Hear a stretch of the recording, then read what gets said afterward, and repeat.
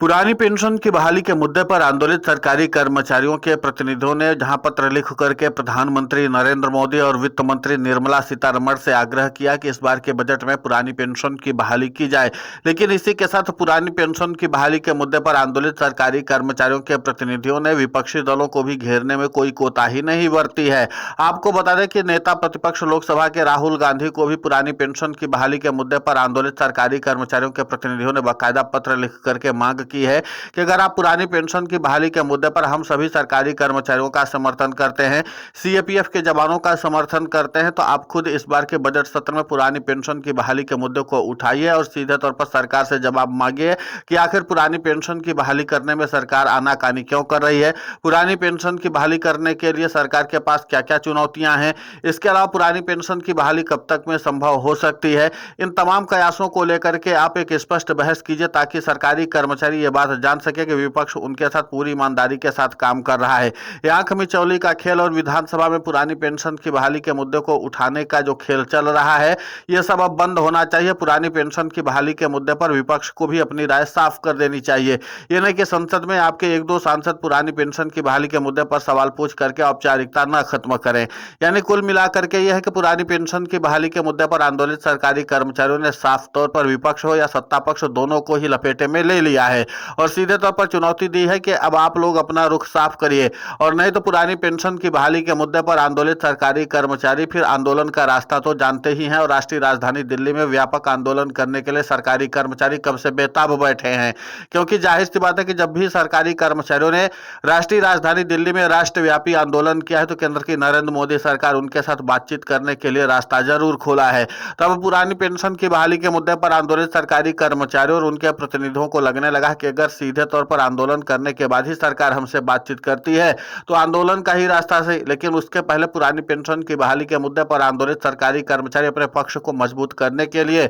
और सीधे तौर पर दूसरे लफ्जों में आप ये समझ सकते हैं कि विपक्ष और सत्ता पक्ष की भी नब्ज को जान लेने के लिए ही उन्होंने इस पत्र को लिखा है। यानी देखने का मतलब साफ है कि पुरानी पेंशन की बहाली के मुद्दे पर आंदोलित सरकारी कर्मचारी इस बात को पुख्ता कर लेना चाहते हैं कि विपक्ष उनके राष्ट्रव्यापी आंदोलन को कितनी प्रमुखता के साथ तवज्जो देगा। सरकार तो पुरानी पेंशन की बहाली के मुद्दे को लेकर के अपना रुख पहले से ही जाहिर कर चुकी है, तो ऐसे में विपक्ष को लेकर के जो पुरानी पेंशन की बहाली के मुद्दे पर आंदोलित सरकारी कर्मचारी हैं वो अपनी राय को बहुत साफ कर लेना चाहते हैं। अब नेता प्रतिपक्ष राहुल गांधी से पहले भी पुरानी पेंशन की बहाली के मुद्दे पर आंदोलित सरकारी कर्मचारियों के प्रतिनिधियों के अलावा सीएपीएफ के जवानों के प्रतिनिधियों ने भी मुलाकात करके राहुल गांधी से इस बात का आग्रह किया था कि आप इस बार लोकसभा में और राज्यसभा में दोनों जगहों पर अपने नेता प्रतिपक्ष के जरिए ही सवाल उठवाइए। यानी कि लोकसभा के नेता प्रतिपक्ष खुद राहुल गांधी तो खुद पुरानी पेंशन की बहाली के मुद्दे को लोकसभा में उठाएं और इसी के साथ राज्यसभा में नेता प्रतिपक्ष कांग्रेस के राष्ट्रीय अध्यक्ष मल्लिकार्जुन खड़गे हैं, तो आप उनसे भी कहिए कि वो भी पुरानी पेंशन की बहाली के मुद्दे को पुरजोर तरीके से उठाएं।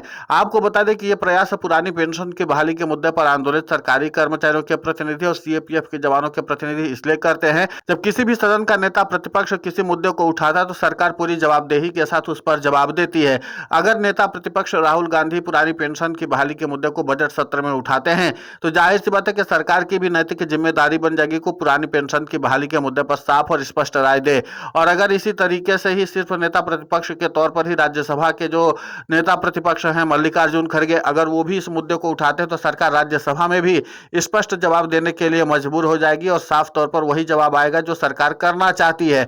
जो रट्टा रट्टा जवाब आता है कि सरकार के पास ऐसी कोई योजना नहीं है जो पुरानी पेंशन की बहाली की ओर इंगित करता हो, तो जाहिर सी बात है कि उन तमाम सवालों के जवाब जो है वो सरकारी कर्मचारी सुन सुन के पक चुके हैं। इसीलिए पुरानी पेंशन की बहाली के मुद्दे पर आंदोलित सरकारी कर्मचारियों ने बजट पेश होने से पहले ही नेता प्रतिपक्ष राहुल गांधी और उसी के साथ केंद्र की नरेंद्र मोदी सरकार से अपनी राय को साफ जाहिर करने के लिए कह दिया है। अब देखना महत्वपूर्ण होगा कि केंद्र की नरेंद्र मोदी सरकार पुरानी पेंशन की बहाली के मुद्दे पर आंदोलित सरकारी कर्मचारियों और उनके प्रतिनिधियों की मांगों को लेकर के कितनी गंभीरता और संवेदनशीलता दिखाती है, क्योंकि जाहिर सी बात है कि जिस तरीके से पुरानी पेंशन के बहाली के मुद्दे पर आंदोलित सरकारी कर्मचारियों ने अपने मोर्चेबंदी को पुख्ता किया है और इस बात का संकेत देना शुरू कर दिया है कि अगर पुरानी पेंशन की बहाली नहीं होती तो फिर राष्ट्रव्यापी आंदोलन होगा। तो सरकारी कर्मचारी राष्ट्रव्यापी आंदोलन की तैयारी के साथ सरकार को भी चुनौती देने में कोई कोताही बरतना नहीं चाहते हैं और इसलिए पुरानी पेंशन की बहाली के मुद्दे पर आंदोलित सरकारी कर्मचारियों ने सबसे पहले नेता प्रतिपक्ष राहुल गांधी को भी इस बात की चुनौती दे दी है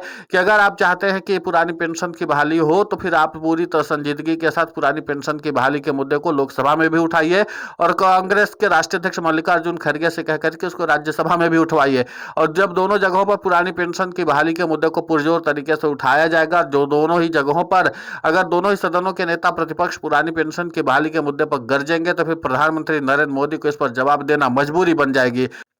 लोकसभा सेना से तो कम से कम राज्यसभा में तो प्रधानमंत्री नरेंद्र मोदी को जवाब देना ही पड़ जाएगा। और हर जगह पर जब इस तरीके के सवाल उठेंगे तो पुरानी पेंशन की बहाली के मुद्दे पर आंदोलित सरकारी कर्मचारियों का भी मनोबल बढ़ेगा, सरकार के ऊपर दबाव बढ़ेगा। इसीलिए पुरानी पेंशन की बहाली का मुद्दा काफी ज्यादा पेचीदा भी बनता चला जा रहा है। दूसरी तरफ सरकारी कर्मचारी इस आंदोलन को और भी ज्यादा मूवमेंट देने के लिए जुटे हुए हैं और इसीलिए पुरानी पेंशन की बहाली के मुद्दे को लेकर के बैठकों का दौर शुरू हो चुका है। उधर प्रधानमंत्री नरेंद्र मोदी पुरानी पेंशन की बहाली के मुद्दे पर वैकल्पिक व्यवस्थाओं पर बातचीत करने और संवाद स्थापित करके इसका समाधान निकालने में तो जुटे हुए, लेकिन फिलहाल प्रधानमंत्री नरेंद्र मोदी के सामने सबसे बड़ी चुनौती यह है कि पुरानी पेंशन की बहाली के मुद्दे पर आंदोलित सरकारी कर्मचारियों की अगर मूल मांगों को पूरा भी कर देते हैं किसी पेंशन व्यवस्था के जरिए, तो भी सरकारी कर्मचारी पुरानी पेंशन की बहाली के आंदोलन को रोकने वाले नहीं है। क्योंकि अब पुरानी पेंशन की बहाली के मुद्दे पर आंदोलित सरकारी कर्मचारियों और उनके प्रतिनिधियों ने कहा है कि हमें हूबहू पुरानी पेंशन की बहाली चाहिए, हमें कोई वैकल्पिक व्यवस्था नहीं चाहिए, हम सीधे तौर पर हूबहू पुरानी पेंशन की बहाली चाहते हैं।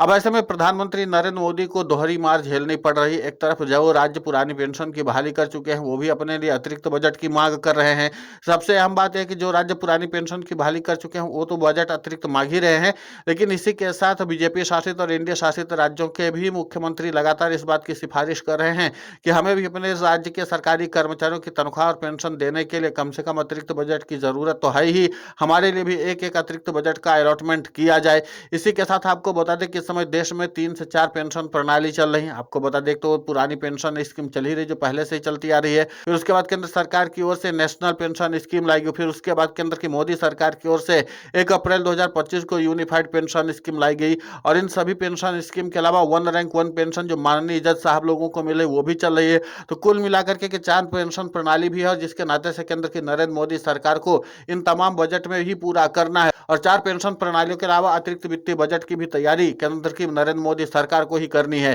तो जाहिर सी बात है कि सारे जो केस है अब प्रधानमंत्री नरेंद्र मोदी के लिए चुनौती बनते चले जा रहे हैं। ऊपर से सरकारी कर्मचारी भी अब खुलेआम प्रधानमंत्री नरेंद्र मोदी को चुनौती दे ही रहे। फिलहाल इस पूरे घटनाक्रम को लेकर के आपकी प्रतिक्रिया बहुत महत्वपूर्ण होती है, आप हमें कमेंट करके जरूर बताएं। साथ ही पुरानी पेंशन की बहाली के मुद्दे पर हम लगातार आंदोलित होकर के खबरें चला रहे हैं। आप हमारे समर्थन के लिए चैनल को सब्सक्राइब करें, खबर को ज्यादा से ज्यादा शेयर करें ताकि पुरानी पेंशन की बहाली का मुद्दा और बुलंद हो।